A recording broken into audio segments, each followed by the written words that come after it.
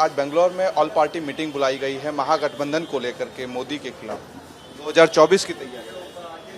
देखिए, जो लोग एक दूसरे का चेहरा नहीं देखना चाहते थे, कभी एक दूसरे के साथ बैठना नहीं चाहते थे, एक दूसरे को भरपूर गालियां देते थे, आज अपने अस्तित्व के लिए, खुद के स्वार्थ के लिए आज वो इकट्ठे हो गए हैं।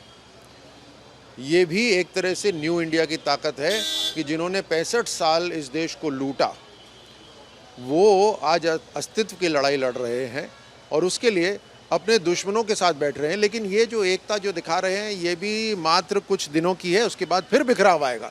इनमें तो बार बार बिखराव आएगा क्योंकि इनकी विचारधारा ही एक नहीं है। ये जब 65 साल से एक दूसरे के खिलाफ लड़ रहे थे, कुछ नई पार्टियां भी जो आई हैं वो इनके खिलाफ लड़ रही थी, इनके खिलाफत करते करते वो नई पार्टियां जिंदा हुई और आज वो एक साथ बैठी हैं। आप देखिए, ये एक चमत्कार है प्रधानमंत्री मोदी जी की ताकत का, नए भारत की ताकत का। खुद सोनिया गांधी भी भाग लेने के लिए जा रही हैं आज। अब तक तो खड़गे जी कांग्रेस की तरफ से पार्टिसिपेट कर रहे थे, लेकिन अब सोनिया गांधी जो हैं वो खुद जा रही हैं। तो जैसे मैंने कहा कि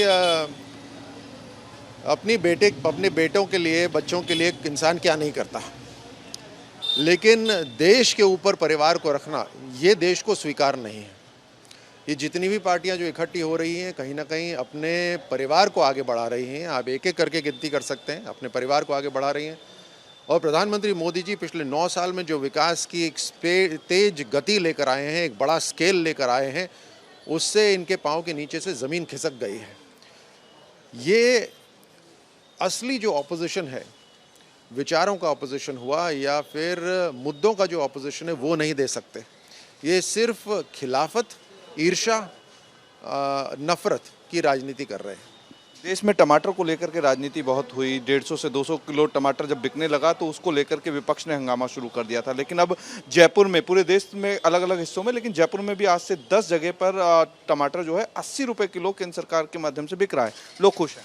मैं प्रधानमंत्री मोदी जी को इस बात के लिए धन्यवाद देता हूं कि 2014 से पहले कई लोग ऐसे होते थे जो होर्डिंग करते थे और होर्डिंग करके आर्टिफिशियल प्राइस राइज कराते थे, चाहे वो प्याज हो, टमाटर हो या कोई भी वस्तु हो जो एक साधारण व्यक्ति के जीवन में महत्वपूर्ण होती है, और सरकार उसमें कुछ नहीं करती थी। मुझे तो लगता है सरकार कहीं ना कहीं मिली हुई होती थी इन सब चीज़ों से।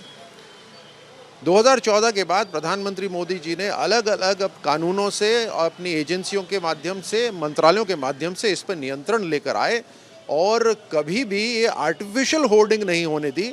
यहाँ तक कि बाजार का भी संतुलन इस तरह से करा कि कभी भी इन्फ्लेशन ऊपर नहीं गया। आज इन्फ्लेशन ऐतिहासिक रूप से नीचे है।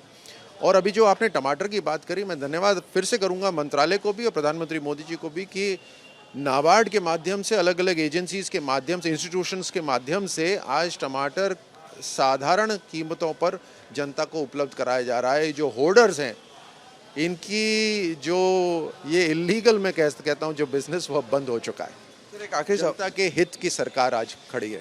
एक आखिरी सवाल है, सीमा हैदर जब से भारत में आई हैं उसके बाद पाकिस्तान के सिंध प्रांत में हिंदुओं के ऊपर अत्याचार बढ़े। कल हिंदू मंदिरों पर रॉकेट लॉन्चर से हमला हुआ, 38 फैमिलियों को वहां के लोगों ने अगवा कर लिया, हिंदू फैमिली। मैं पढ़ रहा था ये खबरें, हम सभी भारत में देख रहे हैं क्या हो रहा है पाकिस्तान के अंदर। आप कितना बड़ा फ़र्क है भारत में पाकिस्तान के अंदर।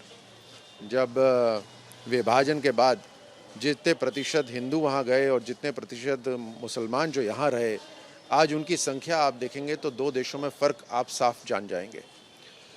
मुझे यकीन है कि भारत की सरकार इसके ऊपर तीखी नज़र रखे हुए है और मिनिस्ट्री ऑफ एक्सटर्नल अफेयर्स और सही माध्यम से इसके ऊपर कार्रवाई करी जाएगी। तो यहाँ जो राज्यवर्धन सिंह राठौड़ थे, उन्होंने सवाल उठाते हुए कहा है कि जो लोग बेंगलोर में बड़ी बैठक कर रहे हैं वो सिर्फ परिवारवाद की बैठक कर रहे हैं, खुद के विचारों की बात कर रहे हैं, खुद के बच्चों को आगे बढ़ाने के लिए एक जगह इकट्ठे हो रहे हैं। और ये मोदी मैजिक है जिसकी वजह से विपक्ष की तमाम पार्टियां एक जगह इकट्ठी होकर के मोदी के खिलाफ रणनीति तैयार कर रही हैं। वीडियो जर्नलिस्ट महेश के साथ अमरदीप शर्मा, रिपब्लिक टीवी, जयपुर।